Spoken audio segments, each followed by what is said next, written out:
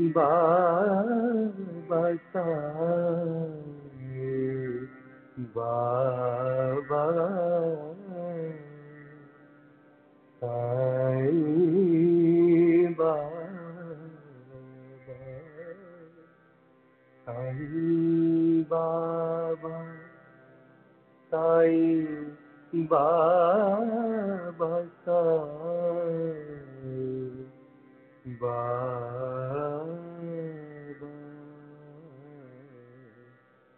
साईं बाबा साईं बाबा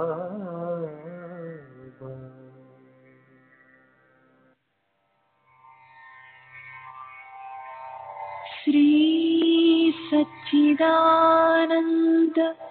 सद्गुरु साईनाथ महाराज की जय। सद्गुरु श्री साईनाथुनि शरद बाबूजी की जय।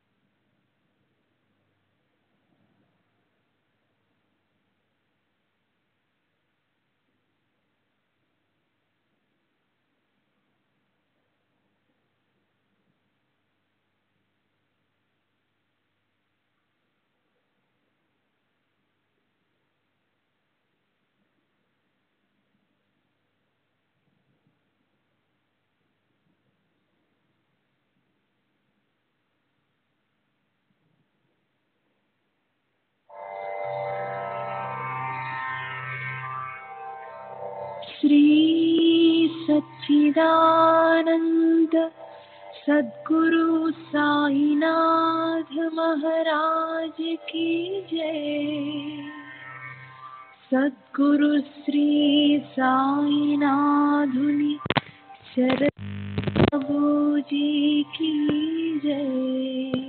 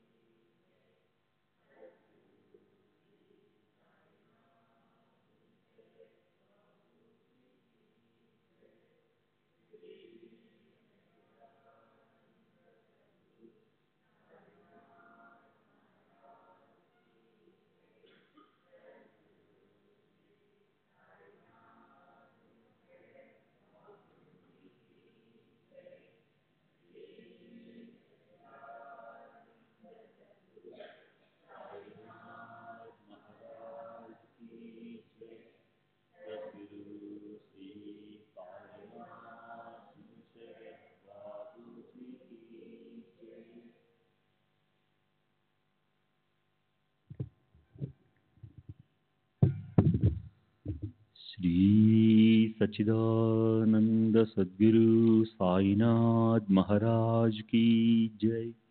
सद्गुरु श्री साईनाथ शरद बाबू जी की जय। శ్రీ సాయినాథాయ నమః. శ్రీ సాయిబాబా సత్య చరిత్ర 27వ అధ్యాయం, నిన్నటి తరువాయి. ఇంతలో రామదాసు అంగడి నుండి సోనాముకి మందు తీసుకుని హడావిడిగా తిరిగి వచ్చాడు. కలియుగ నారదుడు అన్నా చెంచనీకర్ అక్కడే నిలబడున్నాడు. అతను రామదాసుకి జరిగిన విషయమంతా చెప్పేశాడు. అసలే రామదాసు ఎంతో కోపిష్టివాడు. దానికి తోడు తానెంతో సభ్యత కలవాడినన్న భావన గల ఆ తగుల మారిన నారదుడి మధ్యవర్తిత్వం. అప్పుడు ఆ విలక్షణ సందర్భాన్ని యథాతథంగా ఎవరు వర్ణించగలరు? అసలే రామదాసు మూర్తి భవించిన కుతర్కం. అతని మనసులో మాధవరావు మీద అనుమానం కలిగి, నా పారాయణ గ్రంథం కాజేయడానికి నువ్వే బాబాని మధ్యవర్తిగా పెట్టుకున్నావు అని అతను సోనాముఖి విషయం మర్చిపోయి మాధవరావు మీద విరుచుకుపడ్డాడు. అతని మనసులో పట్టరానంత కోపం వచ్చింది. అగ్గి మీద గుగ్గిలమయ్యి అతను తీవ్రంగా మాట్లాడాడు. బాబాకు కడుపు నొప్పి రావడం అంతా పచ్చి మోసం. నువ్వే బాబాతో అలా చేయించావు. నా పుస్తకం మీద నీ కన్నుబడింది. నీ తెలివితేటలు నా ముందు నడవు. నేను పేరు మోసిన సాహసవంతుడైన రామదాసుని. పుస్తకాన్ని మంచి మనసుతో తిరిగిచ్చావా సరే, ఇవ్వకపోయావంటే చూడు, నీ తల బద్దలు కొట్టి నీ ముందే రక్తపాతం చేస్తాను. నీ కళ్ళు నా పుస్తకం మీద పడడం వల్లే నీవు స్వయంగా పథకం వేసి ఇదంతా బాబా మీదకి నెట్టేసి ఏమీ ఎరిగినట్టుండిపోయావు. మాధవరావు అతనికి ఎంతో నచ్చజెప్పబోయాడు. కానీ రామదాసు కొంచెం కూడా శాంతించలేదు. అప్పుడు మాధవరావు అతనితో మృదువుగా ఇలా అన్నాడు. నేను మోసగాడనని ఊరికే నా మీద నింద వేయకు. నీ గ్రంథం ఏపాటిది? అలాంటివి బజార్లో కావలసినవి దొరుకుతాయి. నీ పుస్తకం ఏమైనా బంగారపుదా, లేక దానికి ఏమైనా వజ్రాలు బొదిగారా? నీకు కనీసం బాబా మీద కూడా విశ్వాసం లేదే. నీ బతుకు వ్యర్థం. ఆ ప్రకారంగా ఆ రామదాసు మొండితనం చూసి బాబా అతనితో మృదుమధురంగా ఇలా అన్నారు. ఏం మునిగిపోయిందిరా రామదాసు, ఊరికే ఎందుకలా బాధపడతావు? అరే, శ్యామం మన పిల్లవాడే కదా, నువ్వెందుకు ఊరికే మండిపడుతున్నావు? అనవసరంగా ఇంత కష్టపడుతున్నావెందుకు? లోకానికి తమాషా చూపిస్తున్నావే. ఇంత తగుల వాడివేమిట్రా? మృదుమధురంగా సమాధానం చెప్పలేవా? అరే, ఆ పుస్తకాన్ని 24 గంటలు చదివి కూడా నీ మనసు ఇంత మలినంగానే ఉందేమిటి?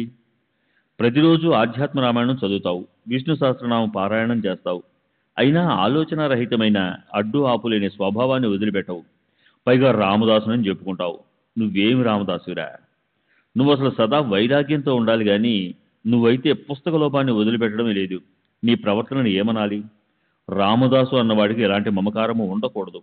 చిన్న పెద్ద అందరితో ఒక్కలాగే వ్యవహరించాలి. కానీ నువ్వైతే ఈ పిల్లవాడి పట్ల భేదభావం పెట్టుకున్నావు. అతని చేతిలోని పుస్తకం కోసం పోట్లాడుతున్నావు. వెళ్ళు, నీ చోటుకి వెళ్ళి కూర్చో. 1 పైసా పెడితే బోల్డైన పుస్తకాలు దొరుకుతాయి. అదే మనకు కావలసిన మనుషులు కల్పాంతం వరకు కాకడా పెట్టి వెతికినా దొరకరు. ఇది గుర్తు పెట్టుకో. నీ పుస్తకానికి ఎంత గొప్పతనం ఉందో అది శ్యామాకేం తెలుసు? నేనే నా ఇష్టంతోనే దాన్ని తీసి అతనికి ఇచ్చాను. నీకు అది కంటతా వచ్చు కనుక అది శ్యామాకి ఇవ్వాలని నా మనసు కనిపించింది. వాడు దాన్ని చదువుతాడు, దాన్ని ఆవర్తన చేసి ఎంతో శ్రేయస్సు పొందుతాడు. బాబా పలికిన మాటల్లో ఎంత రసార్థత, ఎంత మాధుర్యం ఉన్నాయి, ఎంత కారుణ్యము, ఆత్మానందమనే నీటి శీతలత ఉంది. నిజంగా ఈ మాటలు చాలా అపూర్వం. రామదాస్ మనసుకు అప్పటికి తెలిసింది. ముఖం కోపంతో కందగడ్డలా ఎర్రగా చేసుకుని మాధవరావుతో ఇలా అన్నాడు. ఈ సహస్రనామ పుస్తకం బదులు నీ పంచరత్న గీతం తీసుకుంటా, నీకు ముందే చెప్తున్నా. రామదాస్ అలా శాంతించడం చూసి మాధవరావుకి ఆనందం కలిగి ఇలా అన్నాడు. ఒకటేమిటి, నేను నీకు 10 పంచరత్న గీతలు తిరిగిస్తాను. సరే.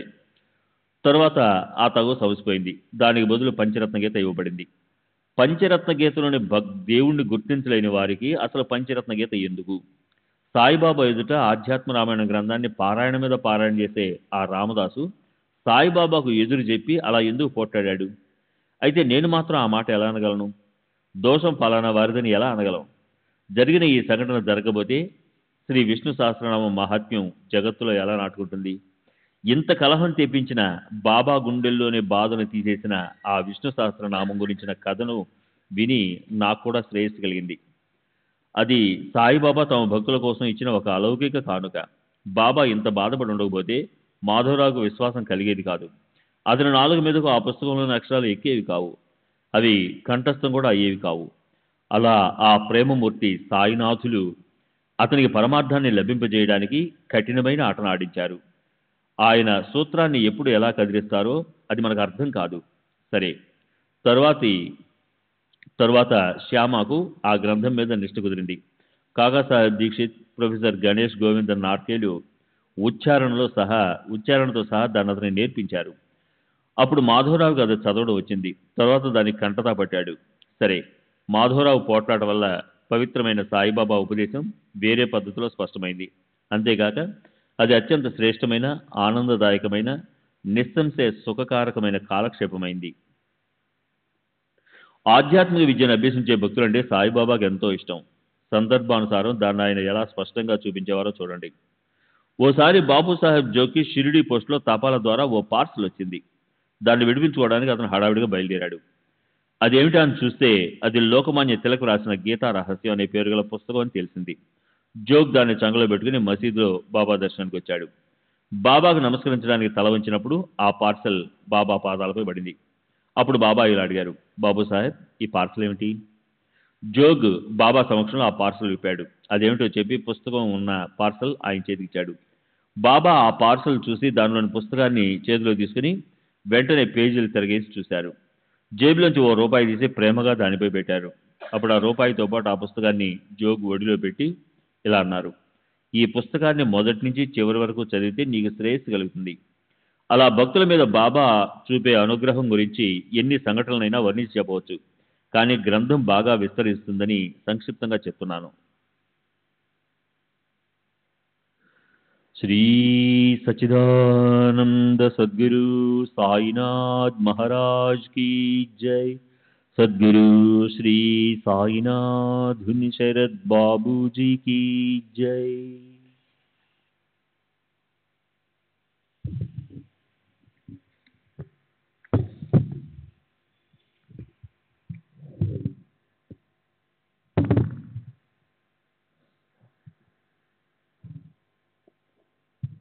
పైన లోకమాన్యం పేరు వచ్చిందని దాని గురించి మరో సందర్భాన్ని విస్తరణ దోషం పట్టుకున్నప్పటికీ చెప్పాలనిపిస్తుంది. 1917 సంవత్సరం మే నెల 19వ తారీఖు లోకమాన్య తిలక్ కీర్తిశేషులు దాదాసాహెబ్ కాబాటితో కలిసి సాయిబాబా దర్శనానికి షిరిడీ వచ్చాడు. బాబా అతన్ని మాధవరావు వద్ద భోజనం చేసి కొద్దిగా విశ్రాంతి తీసుకొని ఆ తర్వాత వెళ్ళమని చెప్పారు. తిలక్ బాబాని మన దేశానికి స్వాతంత్రం సంపాదించే విషయంలో సలహా అడిగాడు. సర్వజ్ఞులైన బాబా అతనికి ఇలా జవాబిచ్చారు, నీకిప్పుడు వయసు మీరిపోయింది, నీకు విశ్రాంతి అవసరం. నువ్విప్పుడు విశ్రాంతి ఎందుకు తీసుకోవు? తర్వాత నిజంగానే లోకమాన్యం వెంటనే అంటే 1920వ సంవత్సరం ఆగస్టు 1న మరణించాడు. స్వరాజ్యం సంపాదించాలన్న అతని పని అసంపూర్ణంగానే ఉండిపోయింది. తర్వాత మహాత్మా గాంధీజీ ముందుకొచ్చి దాని రూపకల్పన చేశారు. ఒకసారి షిరిడీలో ఇలా జరిగింది. అమరావతి నుంచి దాదాసాహెబ్ కాబర్డే వచ్చాడు. కుటుంబ సమేతంగా షిరిడీలో ఉండిపోయాడు. అనురాగ అరవిందాలను వెదజల్లే బాబా ప్రేమలో మైమర్చిపోయాడు. కాబర్డే సామాన్య వ్యక్తేమీ కాదు. అతను గొప్ప విద్వాంసుడు, ఉన్నత స్థానంలో ఉన్నవాడు. అయినప్పటికీ సాయిబాబా ఎదుట అతను చేతులు జోడించి ఆయన చరణాలపై తలనుంచేవాడు. అతను ఇంగ్లీష్ భాషను క్షుణ్ణంగా అభ్యసించినవాడు. ఆ రోజుల్లోనే విధానసభలో అతనికి గొప్ప పలుకుబడి ఉండేది. తనకు వాక్యంతో అందరినీ ఊపేసేవాడు. కానీ సాయి ముందు మాత్రం అతను మౌనంగా కూర్చునేవాడు. బాబాకి ఎందరో భక్తులు ఉండేవారు, కానీ ఆయన ముందు కాబర్డే, నూల్కరు అంటే పండరీపురం సబ్ జడ్జి, ఊటీ, నాగపూర్ చెందిన శ్రీమంతుడు, వీరు తప్ప ఇంకెవరూ మౌనంగా ఉండేవారు కాదు. ఇతరులందరూ బాబాతో చక్కగా మాట్లాడేవారు. కొందరు నోట్లో నోరు పెట్టేవారు, అంటే ఆయనతో సమానంగా మాట్లాడేవారు. పూజ్యభావం లేదా భయము ఉండేవి కావు. అయితే వీరు ముగ్గురు మాత్రం అసలేమీ మాట్లాడేవారు కాదు. మాట్లాడకపోవటమే ఏమిటి, బాబా ఎదుట సదా వీరు తల వంచుకుని కూర్చునేవారు. నిజానికి వారి నమ్రత అవర్ణనీయము. ఏదైనా వినటంలో కూడా వారు వినయాన్నే ప్రదర్శించేవారు. మహాపండితుడు విద్యారణ్యుడు రచించిన పంచదశను వ్యాఖ్యానించగల అంటే ఉపనిషత్తుల సారాన్నంతా తీసి వ్రాసిన సంస్కృత భాషలోని ఈ గ్రంథము అద్వైతం మీద వ్రాసిన గ్రంథాల్లో ఉత్తమ గ్రంథము. అయితే సహజంగా దీన్ని అర్థం చేసుకోవడం చాలా కష్టం. ఆ దాదాసాహెబ్ కాబర్డే మసీదులోకి రాగానే మౌనంగా కూర్చునేవాడు. శబ్ద బ్రహ్మ వేదాంతము తేజస్సు ఎంతైనా ఉండని అది శుద్ధ బ్రహ్మ ముందు, అంటే సత్యము, జ్ఞానము, ఆనంద స్వరూపము, శుద్ధ చైతన్యం ముందు నిశ్చేజమైపోతుంది. సాయి మహారాజు సాక్షాత్తు తేజస్వి పరబ్రహ్మ. ఆయన ముందు విద్వత్తు సిగ్గుపడుతుంది. దాదాసాహెబ్ కాబర్డే షిరిడీలో 4 నెలలున్నాడు. అతని భార్య 7 నెలలుంది. ఇద్దరికి కూడా షిరిడీలో ఎంతో ఆహ్లాదంగా అనిపించింది. అతని భార్య గొప్ప నిష్ఠాపరురాలు. ఆమెకు సాయి అంటే వల్లమాలిన ప్రేమ ఉండేది. మసీదుకి స్వహస్తాలతో బాబా కోసం నైవేద్యం పళ్ళెం తీసుకొచ్చేది. బాబా తమ నోట్లో ముద్ద పెట్టుకునేంత వరకు ఆమె ఏమీ తినకుండా ఉపవాసం ఉండేది. మహారాజ్ తిన్న తర్వాతే ఆమె భోజనం చేసేది. సరే, ఒకసారి అదృష్టపు గడియలు ఆమె ముందు అలవోకగా వాలాయి. ఆమె స్థిరమైన శ్రద్ధను చూసి పరమ భక్తవత్సలుడైన బాబా ఆమెకు పారమార్థకమైన ఉత్తమ మార్గం చూపారు. ఒక్కొక్క మహాత్మునికి ఒక్కొక్క పద్ధతి ఉంటుంది. అయితే బాబా ఉపదేశించే తరహా ఎంతో వేరుగా ఉండేది. ఆయన ఆడుతూ పాడుతూ అలా అనుగ్రహధారలను వర్షించేవారు. వినేవారి హృదయంలో ఆ బోధ దృఢంగా నాటుకునేది. ఒకసారి ఆమె రవకేసరి, పాయసము, పూరీలు, పప్పు, అన్నము, అప్పడాలు, వడపప్పు మొదలైనవన్నీ నింపుకొని భోజనం పళ్ళాన్ని తీసుకొచ్చింది. అలా ఆ పళ్ళెం రాగానే బాబా గొప్ప ఆదుర్దాతో కప్పిని చేతులు పైకి లాక్కొని తమ ఆసనం మీద నుంచి లేచారు. తాము భోజనం చేసే స్థలానికి వెళ్ళి కూర్చున్నారు. పళ్ళాన్ని తమ ముందుకు లాక్కొని దాని మీద పెట్టిన మూతను ప్రక్కన పెట్టి ఆయన అన్నం తినటానికి ఉపక్రమించారు. సాధారణంగా ప్రతిరోజు దీనికన్నా ఎంతో మంచి నైవేద్యాలు ఇంకెన్నో వస్తూ ఉండేవి. ఎన్నోసార్లు అవి అలాగే పడుండేవి. మరి ఈ నైవేద్యం మీద బాబాకి ఇంత ప్రేమ ఎందుకు? ఇలాంటి ఇష్టాయిష్టాలు సహజంగా జగత్తులో ఉంటాయి. మహాత్ముల మనసులని అవి స్పృశిస్తాయా? మాధవరావు బాబా దగ్గరే ఉన్నాడు. అతను సాయిబాబాతో ఇలా అన్నాడు: ఈ భేదభావము, వైషమ్యము ఎందుకు? కొందరి పళ్ళాలను ప్రక్కకు నెట్టేస్తారు, కొందరు వెండి పళ్ళాలను కూడా ఎగరగొట్టేస్తారు. ఈమెది రాగానే వెంటనే లేచి తినటం మొదలుపెట్టారు. ఎంత విడ్డూరం ఇది! ఈమె అన్నము అంత రుచికరమైనదా? దేవా, ఇది మాకు చాలా సందేహాస్పదంగా అనిపిస్తుంది. మీకు కూడా పక్షపాతం ఉందా? ఇలాంటి ఇష్టాయిష్టాలు మీకెందుకు ఉండాలి? బాబా ఇలా సమాధానం ఇచ్చారు: ఈ అన్నము అపూర్వతని ఏం చెప్పను.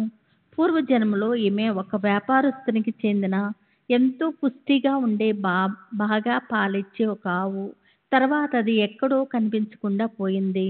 ఆ తర్వాత ఒక తోటమాలికి జన్మించింది. ఆ తర్వాత ఒక క్షత్రియుడి దగ్గరకు వెళ్ళింది.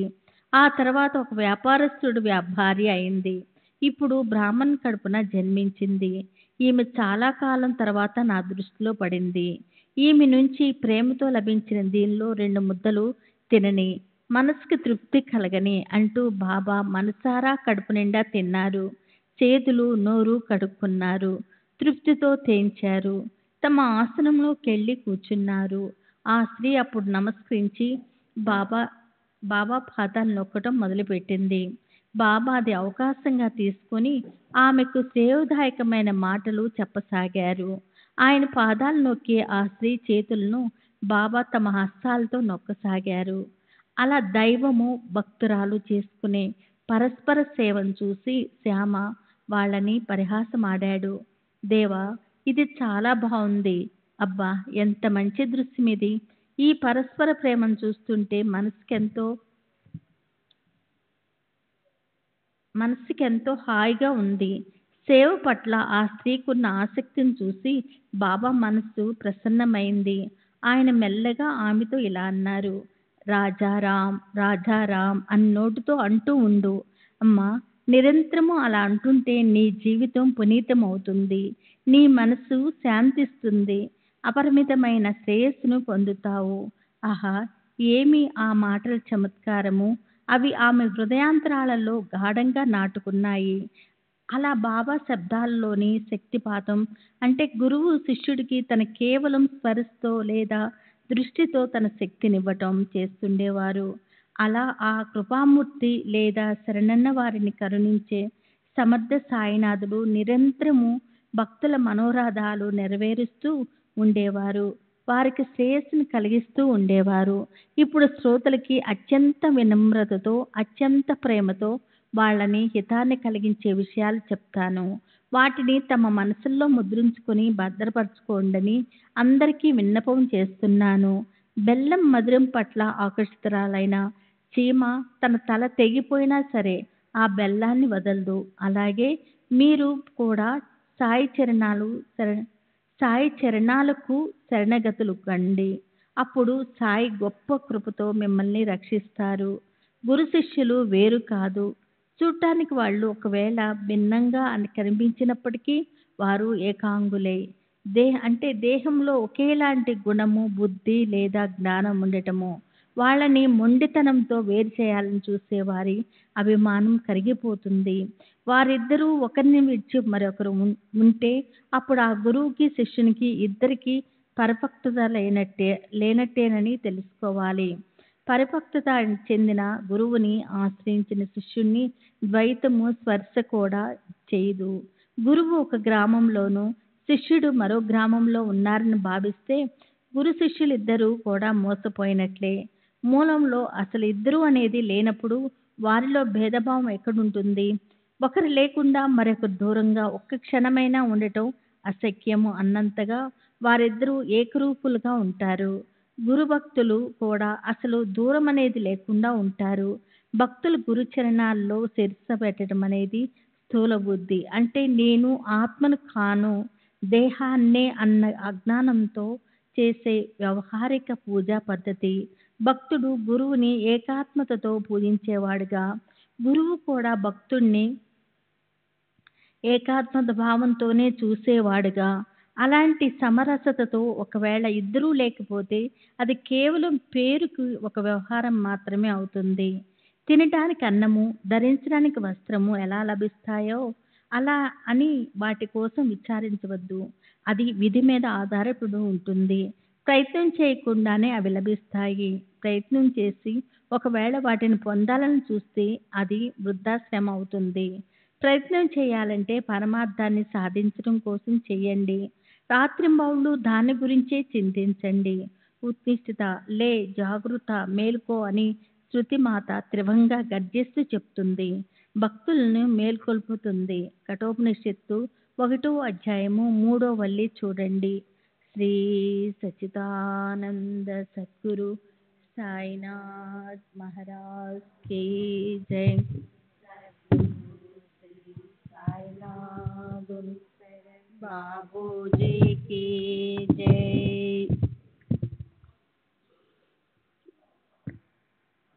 ఉత్తిష్ఠత, జాగృత, ప్రాప్య వరాన్ని బోధత, క్షురస్య దారానిశిత దూరత్య దుర్గపదస్కవయో పదంతి.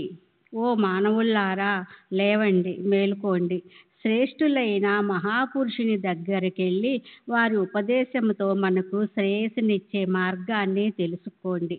ఆ మార్గము పదునైన కత్తి మీద నడకలాగా ఎంతో కష్టము అని జ్ఞానులు చెప్పారు. కనుక మానవులు సర్వ అనార్థాలకు బీజమైన జన్మాంతరాల అజ్ఞానం అనే నిద్రలో దొర్లుతూ పడి ఉన్నారు.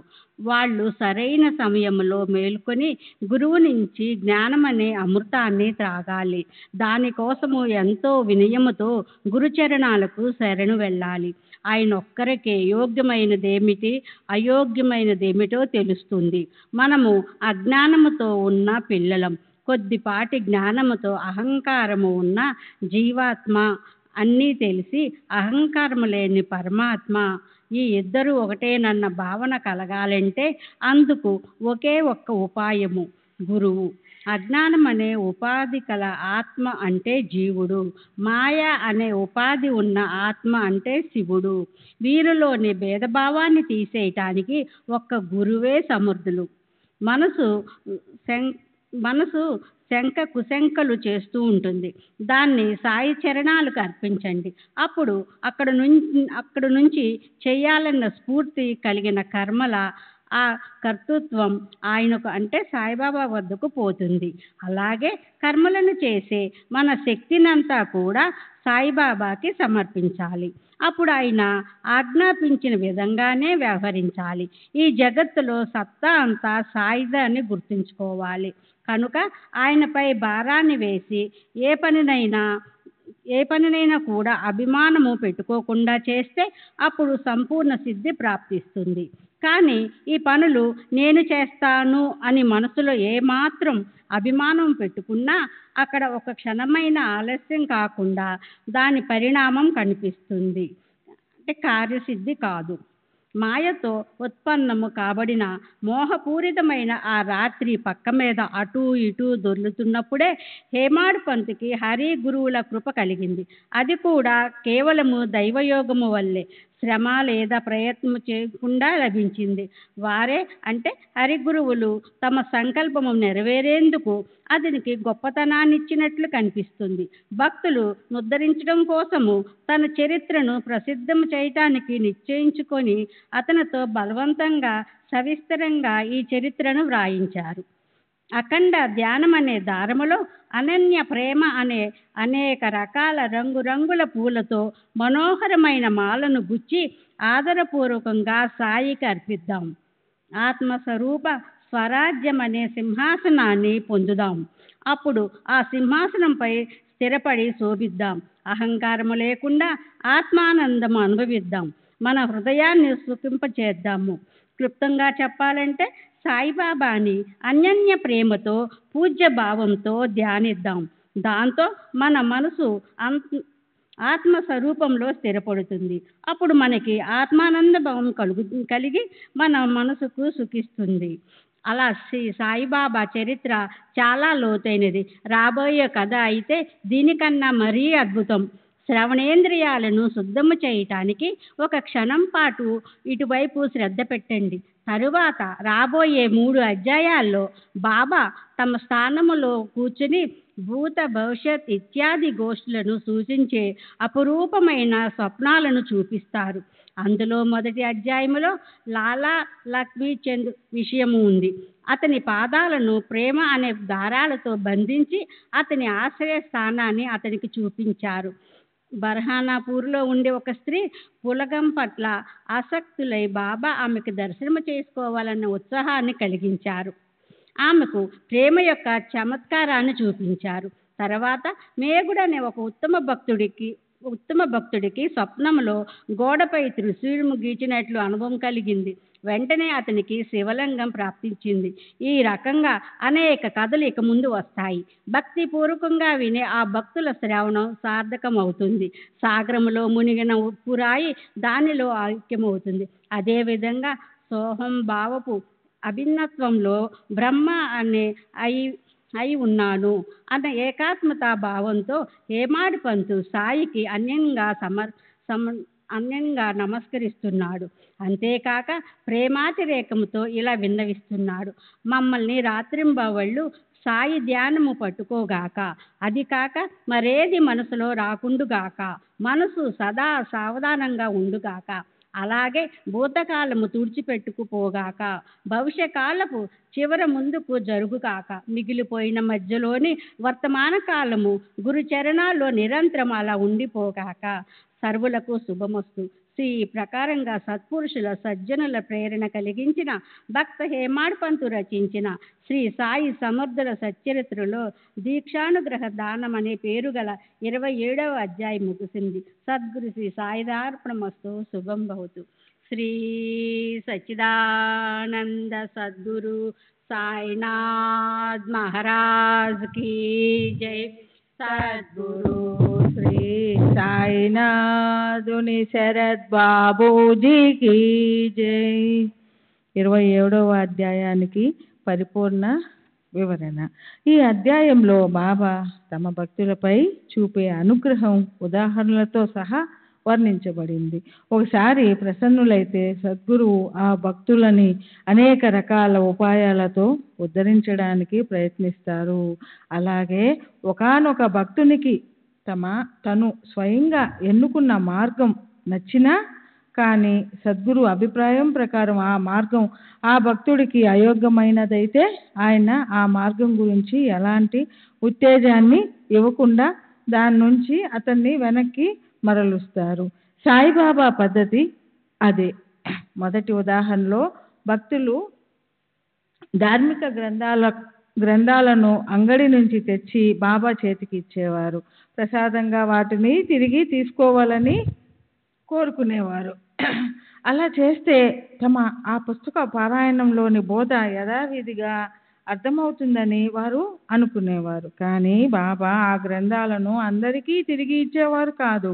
భక్తుల బుద్ధి, వారి గ్రహణ శక్తి, స్వభావంలోని నిజానిజాలను చూసి ఆయన వాటిని వారికి ఇస్తూ ఉండేవారు.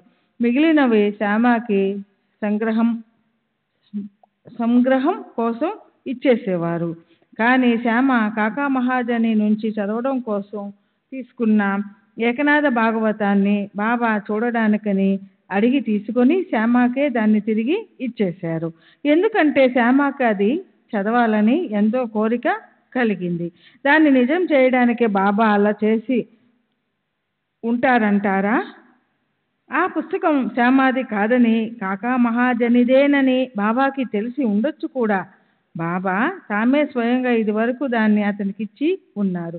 కానీ ఆ క్షణంలో ఆ పుస్తకం అవసరం శ్యామకే ఎక్కువగా ఉంది కనుక బాబా దాన్ని శ్యామకి ఇచ్చారనిపిస్తుంది. కాకా మహాజనికి ఆ తరువాత బాబా కరుణతో మరో భాగవతాన్ని ఇచ్చి జాగ్రత్తగా పెట్టుకోమని చెప్పలేదా? బాబు సాహెబ్ జోగుకొచ్చిన గీతా రహస్యం పార్సిల్ సంగతి తీసుకుందాం. పోస్టులో జోగు ఉత్సాహంతో తీసుకున్న ఆ పార్సల్ని నాకు పంపండి అని అతను ఆ పుస్తక విక్రేతకు వ్రాయలేదు. ఎవరో దాన్ని అతనికి పంపారు. అసలు బాబానే ఈ ఏర్పాటు చేసి ఉండొచ్చు కదా. నమస్కరిస్తున్నప్పుడు సరిగ్గా ఆ పుస్తకం బాబా చరణాలపై పడడం, బాబా అతన్ని దాని గురించి అడగడం, ఈ ఘటన చాలా అద్భుతం. నాకైతే ఇలా అనిపిస్తుంది, బాబాకి తిలక్ గారి గీతా రహస్యం అంటే కర్మయోగ శాస్త్రం గురించిన ఈ పుస్తకాన్ని జోగు తప్పక చదవాలి అన్న సంకల్పం ఉండి ఉండవచ్చు. ఎందుకంటే జోగు భార్య జీవించినప్పుడు అతని మనసులో సన్యాసించాలన్న ఆలోచన వచ్చింది. సర్వజ్ఞులైన బాబాకి ఇది తెలుసు. సన్యసించడానికి అతనికి అప్పటికి ఇంకా ఆలస్యం ఉంది. ఆ సమయం వచ్చే వరకు జోగు తన సంసారంలోని కర్తవ్యం నెరవేర్చవలసి ఉంది. కనుకే బాబా ఆ ఏర్పాటు చేసి ఉంటారంటారా? తర్వాత జోగు భార్య మరణించింది. ఆ తర్వాత 44వ అధ్యాయంలో 143 నుంచి 146 వరకు ఉన్న ఓవిల్లో చెప్పినట్లు జోగు నిజంగా సన్యాసం తీసుకున్నాడు. పల్లెటూరి శ్యామని ఏకనాథ భాగవతం చదవమనడం, సురక్షితుడైన జోగుని గీతారహస్యం చదవమని చెప్పడం బాబా భక్తుల అధికారాన్ని చూసి వారిని అనుగ్రహిస్తారనడానికి చక్కని నిదర్శనం. శ్యామకి విష్ణు సహస్రనామ పారాయణ గ్రంథం ఇవ్వడం బాబాకి భక్తుల పట్ల ఉన్న అనన్య కారుణ్యాన్ని చూపిస్తుంది. దానికోసం బాబా రామదాసుకి తనకి కడుపులో నొప్పి అని అబద్ధం చెప్పి అతన్ని పుస్తకాన్ని దొంగిలించారు కూడా. భక్తుల కోసం సద్గురువు లేక దైవము చేయలేని పనంటూ ఏముంటుంది? మహాభారత యుద్ధ సందర్భంలో అర్జునుణ్ణి రక్షించడానికి శ్రీకృష్ణ భగవానులు సుదర్శన చక్రాన్ని తీసుకొని భీష్ముడి వైపు నడిచి తన శస్త్రాన్ని ధరించనని చేసిన ప్రతిజ్ఞను భంగం చేశారు కదా. తర్వాత రామదాసుకి కూడా క్రోధాన్ని అలాగే లోభాన్ని కూడా పెట్టుకోరాదన్న రామదాస సంప్రదాయానికి శోభ కలిగేలా వ్యవహరించడం గురించిన బోధను బాబా ఇచ్చారు. బాబా బోధనా పద్ధతి ధన్యం. అమాయకత్వం తొనికిసలాడే లక్ష్మీబాయి కపర్డేకున్న అపరిమిత భక్తికి తగిన ఫలితం ఇచ్చారు బాబా. ఆమెతో తమకు ఎన్నో జన్మలుగానున్న రుణానుబంధం వల్ల శ్యామతో కూడా 36వ అధ్యాయం 140వ అన్న విధంగా 72 జన్మలుగా ఉన్న రుణానుబంధం వల్ల వారిద్దరికీ నామస్మరణ అనే సులభము సరళము అయిన మార్గాన్ని బాబా చెప్పారు. ఏదో వానాకాలం చదివిన సౌభాగ్యవతి కపర్డేకి కేవలం రాజారాం రాజారాం అనే మంత్రాన్ని చెప్పారు. బాబా ఎవరికి కూడా మంత్రోపదేశం చేయలేదు. కానీ ఈమె కోసం ఆయన తమ నియమాన్ని వదులుకున్నారు. అది కూడా ఎలా? తమ పాదాలను నొక్కుతున్న భక్తురాలి చేతులకు నొప్పి కలుగుతుందని తమ చేతులతో వాటిని నొక్కుతూ ప్రేమపూర్వకంగా ఆమెకు మంత్రాన్ని ఇచ్చారు. అలాంటి ఉపదేశము లేదా దీక్ష భక్తుల మనసులో నాటుకోకుండా ఎలా ఉంటుంది? ఈమె ఉద్ధరణ ఎలా జరిగిందో మనం పై అధ్యాయం 169వ శ్లోక వ్యాఖ్యానంలో చదివే ఉన్నాం కదా.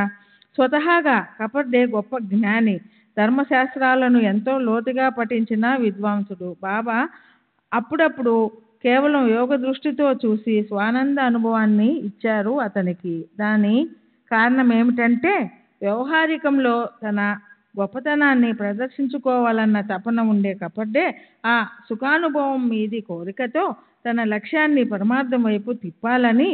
కానీ జ్ఞానులు సహజంగా తమ అహంకారాన్ని వదిలేసి ఇటువైపు తిరగరు. సరే, ఏది ఏమైనా ఇది మాత్రం నిజం, శ్రీహరి తమ భక్తుల చేతిలో ఆటబొమ్మ. అమాయకులు భావికులైన భక్తుల కోసం ఆయన అలమటిస్తూ ఉంటాడు. వాళ్ళ ప్రేమ కోసం వారికే పూర్తిగా అమ్ముడుపోతాడు. ధాంబికులకు సదా దూరంగా ఉంటాడు. 28వ అధ్యాయం దృష్టాంత కథనం. శాంతాక్రూజ్కి చెందిన లాలా లక్ష్మీచంద్కి, బుర్హాన్పూర్కి చెందిన ఓ స్త్రీకి, షిరిడీలోని పరమభక్తుడు మేఘునికి దృష్టాంతం అంటే భూత భవిష్యత్తులను సూచించే స్వప్నము లేదా ప్రత్యక్ష అనుభవాలను ఇవ్వడం. శ్రీ గణేశ్వరునికి నమస్కారం, శ్రీ సరస్వతీదేవికి నమస్కారం, శ్రీ గురు మహారాజుకి నమస్కారం, శ్రీ కులదేవతకి నమస్కారం, శ్రీ సీత రామచంద్రులకి నమస్కారం, శ్రీ సద్గురు సాయినాథునికి నమస్కారం. సాయిబాబా ఒక ప్రదేశానికే పరిమితమైన వారు కాదు.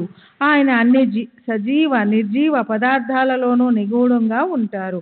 బ్రహ్మదేవుడి నుంచి చీమ దోమల్లాంటి అతి చిన్న ప్రాణులన్నిటిలోనూ సమస్త ప్రదేశాలలోనూ వ్యాపించి ఉంటారు. సాయిబాబా వేదాంగ పారంగతులు అంటే అత్యంత నిపుణులు. స్వయంగా పరబ్రహ్మను తెలుసుకున్న లక్ష్యాన్ని ఆయన చూపించేవారు.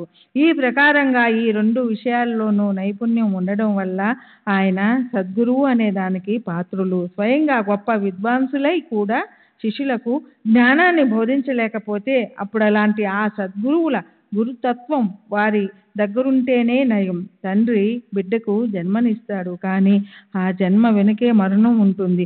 కానీ గురువు తన బిడ్డలాంటి శిష్యునికి జనన మరణాలను రెంటినీ తప్పిస్తారు. కనుక గురు హృదయంలోని కారుణ్య అమృతం గొప్పది. ఇప్పుడు గడిచిన సందర్భంలో చెప్పినట్లు స్వప్నాలకు సంబంధించిన ఈ అధ్యాయాన్ని వినండి. బాబా భక్తుల స్వప్నాల్లోనికి వెళ్ళి వారికి ఎలా దర్శనమిచ్చేవారో కూడా చూడండి. కొందరికి త్రిశూలం రాయమని చెప్పేవారు, కొందరిని పులగం అడిగేవారు, కొందరిని పంతుల గారిలా చేతిలో బెత్తం తీసుకొని వారి వీపు చెతగొట్టేవారు. కొందరి స్వప్నాల్లోనికి వెళ్ళి బెదిరించి వాళ్ళ తాగుడు అలవాటుని మార్పించేవారు.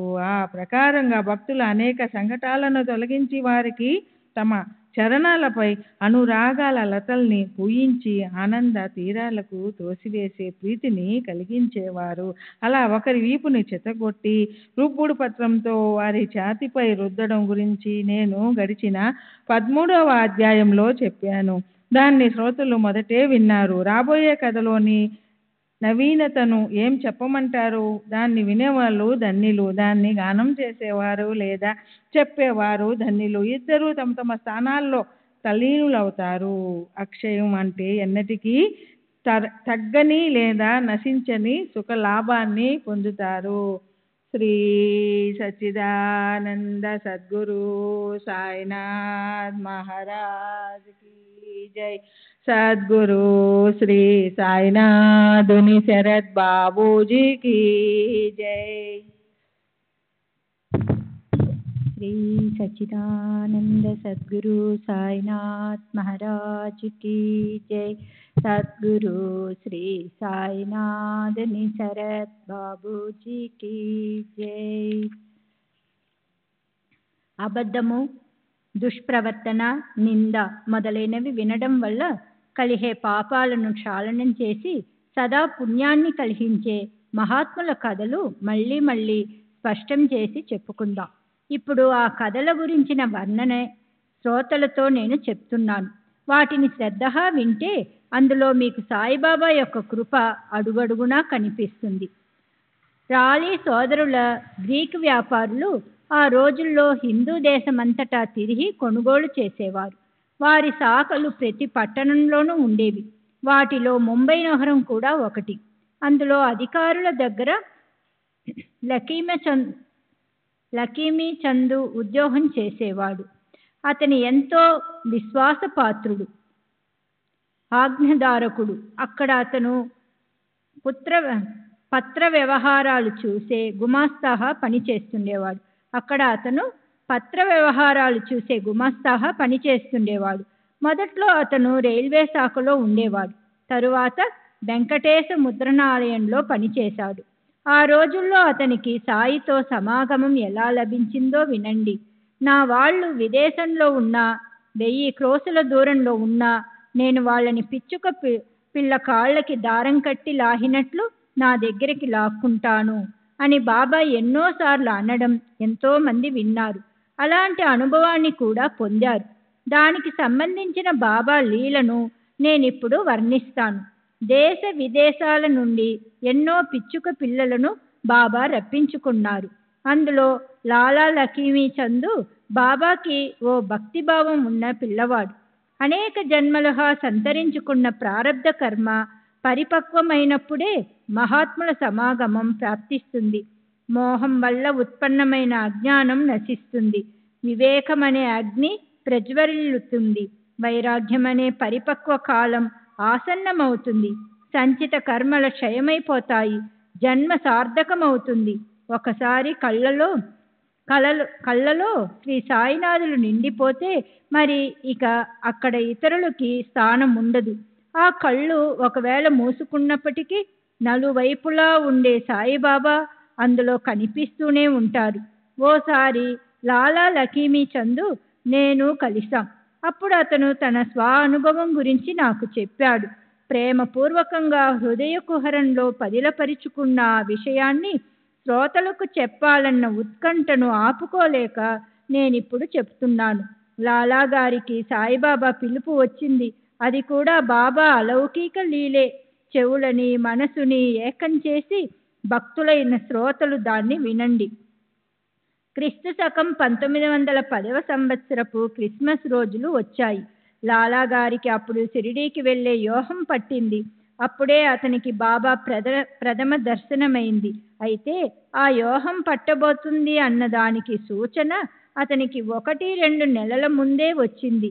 అది ఎలాగో వినండి. శాంతాక్రజ్ గ్రామంలో ఉన్నప్పుడు మనసులో ఏ ఆలోచన లేకపోయినా లాలా గారికి అనుకోకుండా ఒక కల వచ్చింది. అందులో ఓ అద్భుతమైన ప్రత్యక్ష అనుభవం కలిగింది. భక్తులు అన్ని వైపులా పరివేష్టించి ఉండగా గడ్డం ఉన్న ఓ వృద్ధ సాధువు నిలబడి ఉండటాన్ని లక్ష్మీచంద్ చూచాడు. అతను ఆయనకి ప్రేమపూర్వకంగా నమస్కరించాడు.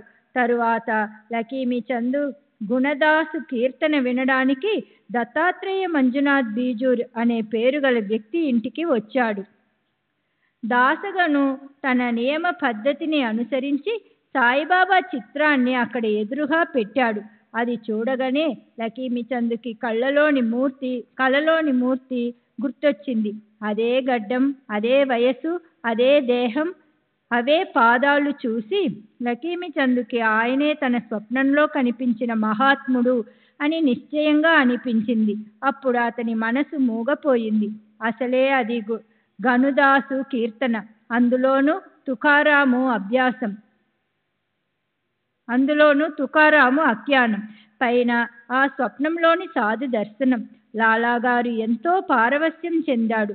అతని మనసు ఎంతో కోమలం. అతని కళ్ళలో సుళ్ళు తిరిగి ప్రేమాశ్రువులు ఉబికాయి.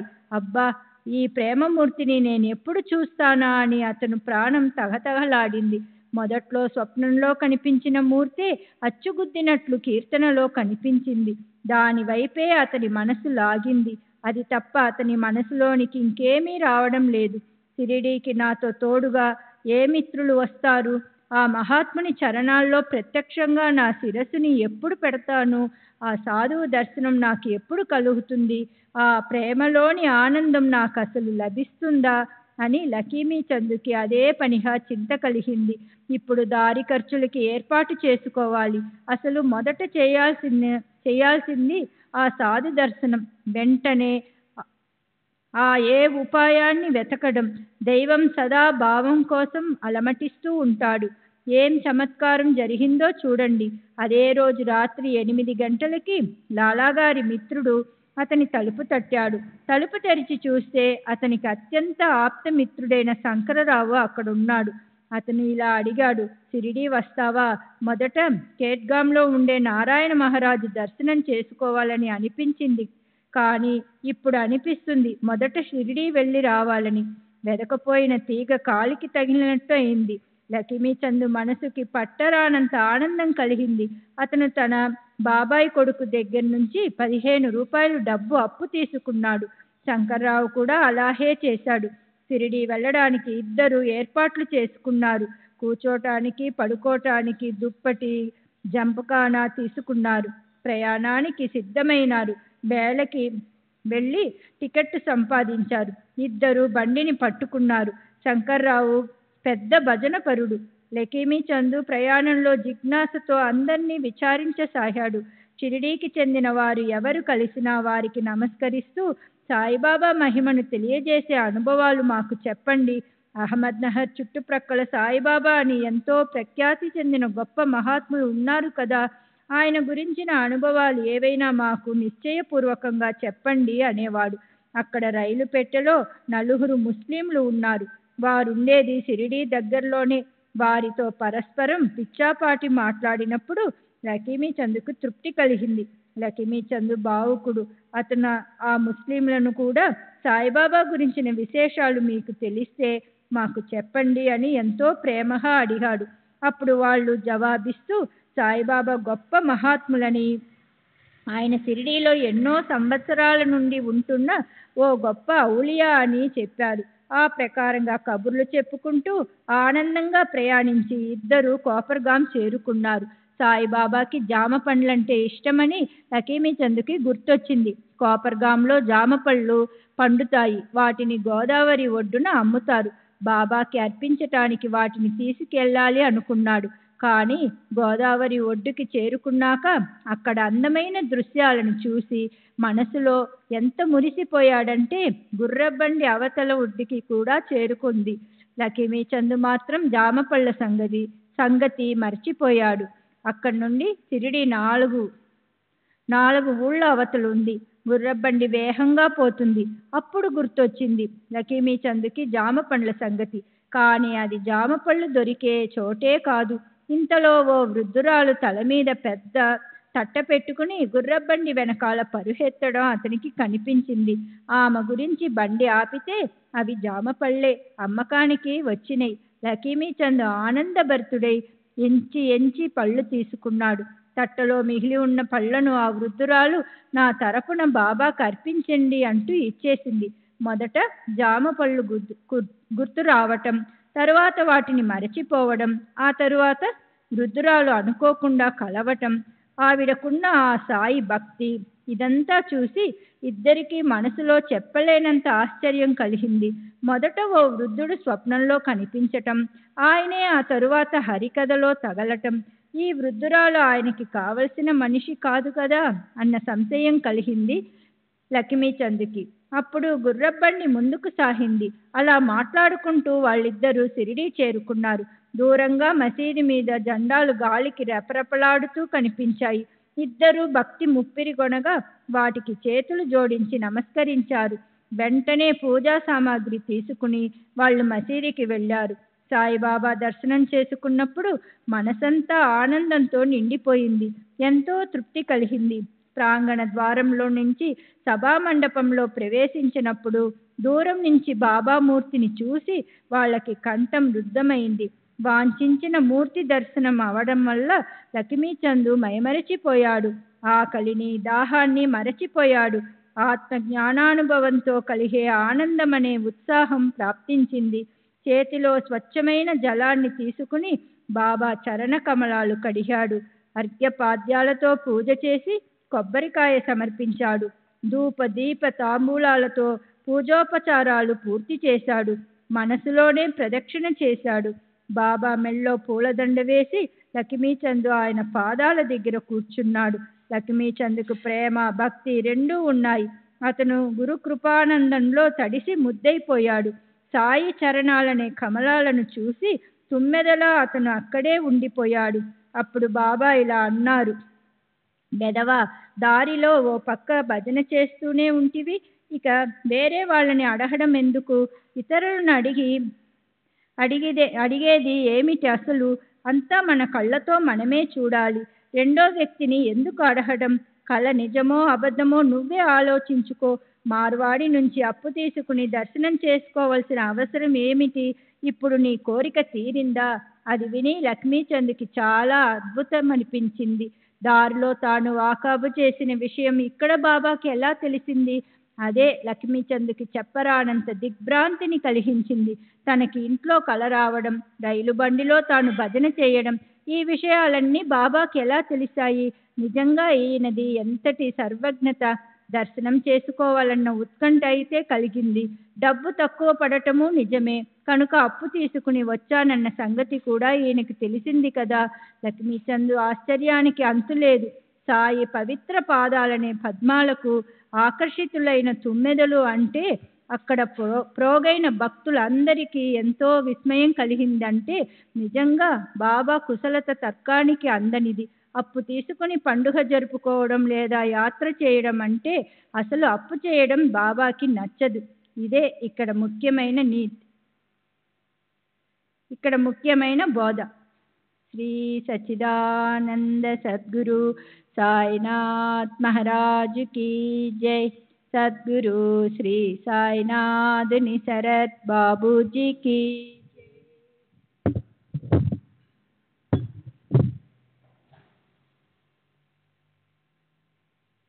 సరే, భక్తులందరితో కలిసి లక్ష్మీచందు అతని మిత్రుడు శంకర్రావు సాటేవాడకు వెళ్ళారు.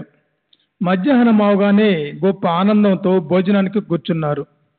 ఇంతలో ఎవరో భక్తులు బాబా ప్రసాదం అంటూ కొంచెం రవ్వ కేసరి తీసుకొచ్చి ఆకులో వడ్డించారు. అది తిని లక్ష్మీచందు తృప్తి పడ్డాడు. మర్నాడు భోజన సమయంలో లాలా గారికి మళ్ళీ రవ్వ కేసరి గుర్తుకొచ్చింది. అయితే అది భోజనంలో రోజు ఉండదు. లాలా గారికి ఆ కోరిక మనసులో అలా ఉండిపోయింది. మూడో రోజు విచిత్రం జరిగింది. లాలా గారి తీరని ఆ తీవ్రమైన కోరికను నెరవేర్చడానికి సాయి మహారాజు ఏ ఉపాయం చేశారో చూడండి. ఆ రోజు మధ్యాహ్నం ఎప్పటిలాగే జోగ్, గంధము, అక్షంతలు, పూలు మొదలైన వాటితో గంట, నీరాజనం, పంచ ఆరతి తీసుకుని మసీదుకొచ్చాడు. బాబాని అతను ఈరోజు ఏం నైవేద్యం తీసుకురమ్మంటారు అని అడిగాడు. దానికి మహారాజు ఇలా ఆజ్ఞాపించారు: నా కోసం పళ్ళెం నిండా రవ్వ కేసరి తీసుకునిరా. ఆ తరువాత పూజ హారతి చేయి. జోగ్ పూజ సామాగ్రి అక్కడ పెట్టి వెంటనే వెనక్కి వెళ్ళిపోయాడు. అందరికీ సరిపోయేంత రవ్వ కేసరి తీసుకొని ఆలస్యం చేయకుండా తిరిగి వచ్చాడు. తరువాత మధ్యాహ్నం హారతి అయింది. భక్తులు మొదటే తీసుకొచ్చిన నైవేద్యం పళ్ళేలు మసీదులోకి రాసాగాయి. అప్పుడు బాబా తమ భక్తులతో ఇలా అన్నారు: ఈ వేటి రోజు చాలా బాగుంది. భోజనంతో పాటు రవ్వ కేసరి ప్రసాదం ఉండాలి. దాన్ని వెంటనే తీసుకురండి. అందరం కలిసి హాయిగా తిందాం. అప్పుడు భక్తులు వెళ్ళి రవ్వ కేసరితో నిండిన 2 గిన్నెలు తీసుకొచ్చారు. ఇక్కడ కడుపులో ఆకలి, వెన్నులో పోటు అంటే సంధివాతం వల్ల కలిగే నొప్పి, వెన్నులో పోటు రావటం వల్ల లక్ష్మీచందు మనసు అస్వస్థకు లోనైంది. కానీ అప్పుడే బాబా నోటి నుంచి జాలువారిన శబ్దాలు ఇలా బయటపడ్డాయి. వాటిని శ్రోతలు జాగ్రత్తగా వినండి. భూక్ లగి హై, అచ్చా ఊహో, కమర్ మే దర్ద్, చాహియే దవా, అబ్ సాంజేకి చలి హై హవా, కరో సవార్ ఆరతి. ఆకలేస్తుంది, మంచిదే. వెన్నులో పూట, మందు కావాలా? ఇప్పుడు రవ్వ కేసరి మీదికి మళ్ళింది మనసు. హారతి ఇవ్వండి. లక్ష్మీచంద్ మనసులో ఉన్నవన్నీ బాబా మాటలో స్పష్టంగా ప్రతిబింబించాయి. సర్వజ్ఞులైన మహారాజు మనసులో ఇతరుల మనసుల్లోని ఆలోచనలు వాళ్ళు చెప్పకుండానే తెలిసేవి. సరే, హారతి అయిపోయిన తర్వాత భోజన సమయంలో లక్ష్మీచంద్కి రవ్వ కేసరి లభించింది. అతనికి ఆ విషయంలో కలిగిన కోరిక నెరవేరి అతని మనసంతా ఆనంద దీపికల కాంతులు వెల్లివిరిశాయి. ఆ రోజు నుంచి లక్ష్మీచంద్కి బాబా మీద ప్రేమ వెల్లువలా పెరిగిపోయింది. అతను పూలదండ, అగరొత్తులు, కొబ్బరికాయ మొదలైన వాటితో బాబాని పూజించడం అనే నియమం పెట్టుకున్నాడు. అతని పంట పండింది. సాయిబాబా మీద ఎంత భక్తి కలిగిందంటే షిరిడి వెళ్లే వారెవరైనా కలిస్తే వారి చేతికి బాబా కోసం పూలదండ, కర్పూరం, అగరొత్తులు దక్షిణ పంపించేవాడు. షిరిడీకి ఎవరు వెళ్ళినా సరే లక్ష్మీచంద్కి ఆ విషయం తెలిస్తే చాలు ఈ 3 వస్తువులు దక్షిణతో సహా బాబాకి నియమంగా పంపిస్తుండేవాడు. మనసులోని కోరికను అనుసరించి రవ్వకేసరి తినటానికి లభించిన ఆ షిరిడీ ప్రయాణంలో చావడి ఉత్సవం జరిగే నాటి రాత్రి ఆ సమారంభాన్ని చూడడం కోసం వెళ్ళాడు లక్ష్మీచంద్. అప్పుడు బాబాకి దగ్గు తెరవచ్చి ఆయన ప్రాణం తల్లడిల్లిపోయింది. లక్ష్మీచంద్ అప్పుడు తన మనసులో ఇలా అనుకున్నాడు, ఈ దగ్గు బాబాని ఎంత బాధ పెడుతోందో, ఆయనకి ఈ జనుల దృష్టి తగిలిందేమో, అందుకే ఇంతలా దగ్గొచ్చింది. ఈ ఆలోచనే లక్ష్మీచంద్ మనసులో చెలరేగింది. అయితే మర్నాడు ఉదయాన్నే అతను మసీదులో బాబా దగ్గరికి వెళ్ళినప్పుడు గమ్మత్తు చూడండి. బాబా కూడా అచ్చం అలాగే అన్నారు. మాధవరావు దేశపాండే బాబా దగ్గరికి వచ్చినప్పుడు బాబా తమంత తామే అతనితో ఇలా అన్నారు, నిన్న నాకు బాగా దగ్గొచ్చింది. ఎవరిదో చెడు దృష్టి ఫలితమై ఉంటుంది కదూ. నిజంగానే నాకు మరి ఎవరిదో దృష్టి తగిలింది. అందుకే ఆ దగ్గు రకరకాలుగా నా ప్రాణాన్ని ఊపేసింది. అది విని లక్ష్మీచంద్కి ఆశ్చర్యమేసింది. అతని మనసులో ఇలా అనుకున్నాడు, ఏవైతే నా ఆలోచనలు కదా, ఇవైతే నా ఆలోచనలే కదా, బాబాకి ఇవి ఎలా తెలిసాయి? అందరి హృదయాల్లోనూ ఆయన ఉంటారు కదూ, అందుకేనేమో. అప్పుడు లక్ష్మీచంద్ చేతులు ముకులించి బాబాతో ఇలా విన్నపం చేశాడు. తమ దర్శనంతో ఎంతో ఆనందం కలిగింది. ఇలాగే కృప చూపుతూ మహారాజు మమ్మల్ని ఎప్పుడూ రక్షించాలి. నాకీ పాదాలు తప్ప ఈ ప్రపంచంలో మరో దైవమే లేదు.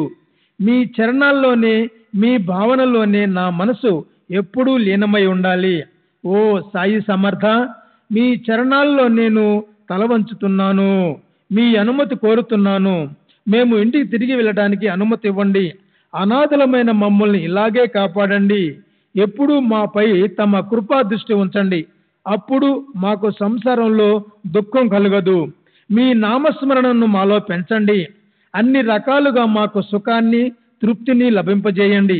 ఆ ప్రకారంగా ఆశీర్వాదాలతో సహా విభూతిని తీసుకొని మిత్రుడితో కలిసి ఆనందామృత ధారల్లో మునకలు వేస్తూ దారిలో సాయి గుణగానాన్ని చేస్తూ లక్ష్మీచంద్ తన గ్రామానికి వెళ్ళిపోయాడు. అలాగే మరో పిచ్చుకను బంధించి బాబా షిరిడీకి రప్పించారు. ఆ పిచ్చుక ఒక ప్రేమమయైన స్త్రీ. ఈమె కథ చాలా అద్భుతంగా ఉంటుంది. మధ్యప్రదేశ్లోని బర్హాన్పూర్ పట్టణంలో ఉండే ఈమెకి ఓ కల వచ్చింది. అందులో ఆమె సాయిబాబాను చూచింది. అంతకు ముందెప్పుడు ఆమె సాయిబాబా ప్రత్యక్ష దర్శనం చేసుకోలేదు. అయినా బాబా స్వప్నంలో ఈమె ఇంటి వాకిటిలోకి వచ్చారు. పులగం పెట్టమని అడిగారు. ఆ స్త్రీ వెంటనే మేల్కొని చూస్తే అక్కడ ఎవరూ లేరు. అప్పుడు ఆమె ఆ వృత్తాంతమంతా అందరికీ వెంటనే చెప్పేసింది. ఆమె భర్త ఆ పట్టణంలోని తపాలా శాఖలో అధికారిగా ఉండేవాడు. తర్వాత అకోలాకి బదిలీ అయ్యాక వారు షిరిడీ వెళ్లేందుకు ఉద్యుక్తులైనారు.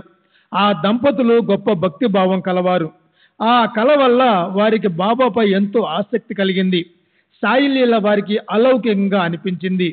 ఆయన్ని ప్రత్యక్షంగా దర్శించుకోవాలని వారికి చాలా ఉత్సాహం కలిగింది. ఓ మంచి రోజు చూచి వాళ్ళిద్దరూ షిరిడీ బయలుదేరారు. దారిలో పవిత్ర గోదావరికి నమస్కరించుకొని వారు షిరిడీ చేరుకున్నారు. ప్రేమగా బాబా దర్శనం చేసుకున్నారు. భక్తితో పూజ చేశారు. తరువాత ప్రతిరోజు బాబా శరణ సేవ చేస్తూ సుఖించారు. అలా ఆ దంపతులు ఆనందం ఉప్పొంగే మనసుతో షిరిడీలో 2 నెలలు ఉండిపోయారు. బాబా కూడా వారి భావ భక్తిలోనూ పులగం ప్రసాదంతోనూ సంతుష్టులైనారు. నిజానికి ఆ దంపతులు బాబాకి పులగం భోజనం పెట్టడానికే షిరిడీ వచ్చారు. కానీ 14 రోజులు గడిచిపోయాయి. అయినా పులగం నైవేద్యం పెట్టడం అనేది అలాగే ఆగిపోయింది. చేసుకున్న సంకల్పం అలా ఆలస్యం అవటం ఆ స్త్రీ మనస్సుకు నచ్చలేదు. 15వ రోజు మధ్యాహ్నం పులగం తీసుకొని ఆమె మసీదుకు వచ్చింది. అప్పటికే మసీదులో తెరలు వేసేశారు. బాబా భక్తులందరితో కలిసి అంతకు ముందే భోజనానికి కూర్చున్నారని తెలిసింది ఆమెకి. అలా భోజనం చేస్తున్నప్పుడు తెర లోపలికి ఎవరూ వెళ్లరు. అయితే ఆ స్త్రీకి ఆదుర్ద కలిగింది. శ్రీ సచ్చిదానంద సద్గురు సాయినాథ్ మహారాజ్ की जय. सद्गुरु श्री साईनाथ निशरद बाबू जी की जय.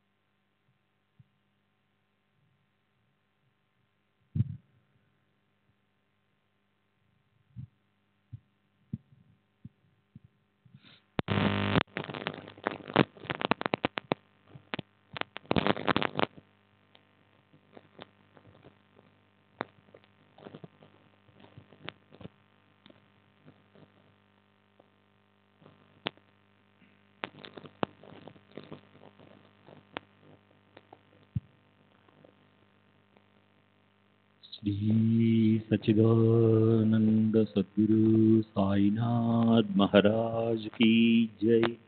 सद्गुरु श्री साईनाथ निशरद बाबू जी की जय। साई रहम नजर करना, बच्चों का पालन करना। साई रहम नजर करना, बच्चों का पालन करना। जाना तुमने जगत पसारा, सब ही झूठ जमाना। जाना तुमने जगत पसारा, सब ही झूठ जमाना। साई रहम नजर करना, बच्चों का पालन करना। साई रहम नजर करना, बच्चों का पालन करना। मैं अंधा हूँ बंदा आपका, मुझसे पढ़ दिखलाना। मैं अंधा हूँ बंदा आपका, मुझसे पढ़ दिखलाना। साई रहम नजर करना, बच्चों का पालन करना।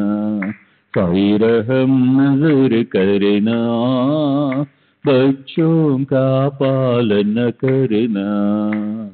दासगणों कहे अब क्या बोलूं, थक गई मेरी रसना। दासगणों कहे अब क्या बोलूं, थक गई मेरी रसना।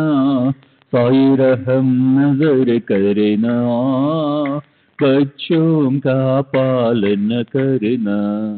साई रहम नजर करना, बच्चों का पालन करना। रहमो नजर करो अब मोरे साई, तुम बिना नहीं मुझे अबुबाई।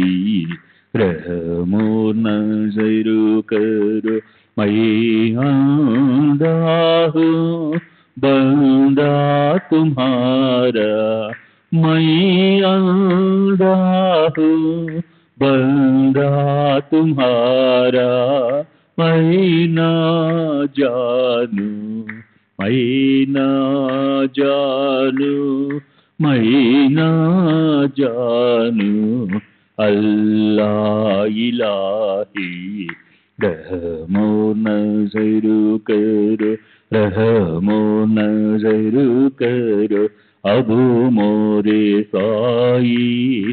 तुम बिना नहीं मुझे माँ बाप बाई। रहमो नजर करो, काली जमाना मैंने गमाया। काली जमाना मैंने गमाया। साथी आखिर का, साथी आखिर का, साथी आखिर का, तुम बिना कोई। रहमो नजर करो, रहमो नजर करो अब मोरे साई। तुम बिना नहीं मुझे माँ बाप बाई। रहमो नजर करो, अपने मस्जिद का झाड़ू गणो है। अपने मस्जिद का झाड़ू मालिक हमारे, मालिक हमारे, मालिक हमारे, तुम बाबा साई।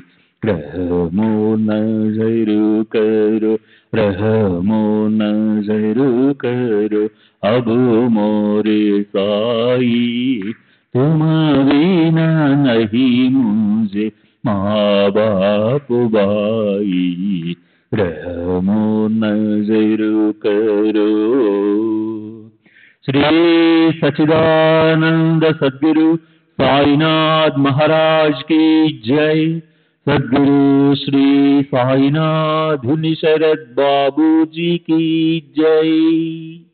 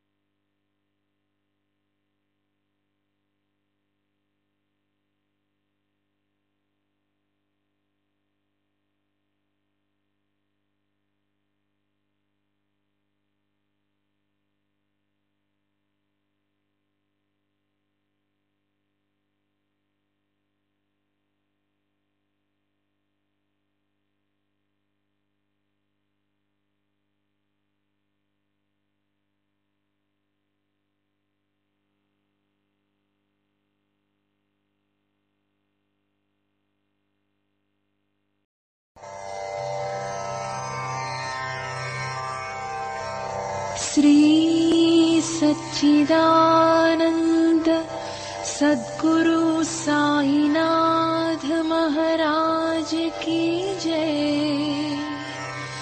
सद्गुरु श्री साईनाथुनि शरद बाबू जी की जय।